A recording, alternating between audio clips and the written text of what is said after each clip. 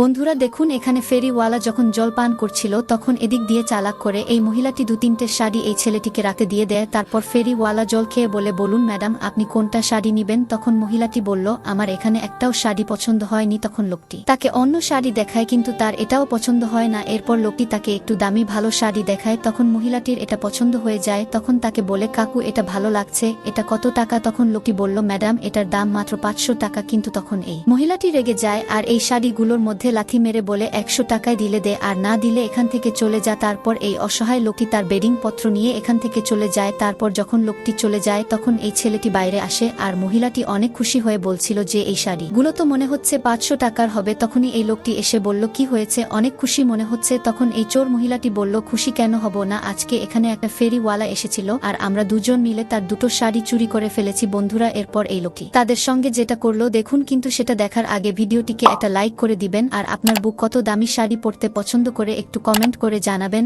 আমিও দেখতে চাই। বন্ধুরা অবশেষে লোকটি তাদের থেকে শাড়ি ছিনিয়ে নিয়ে ওই ফেরিওয়ালাকে ফেরত দিয়ে দেয়।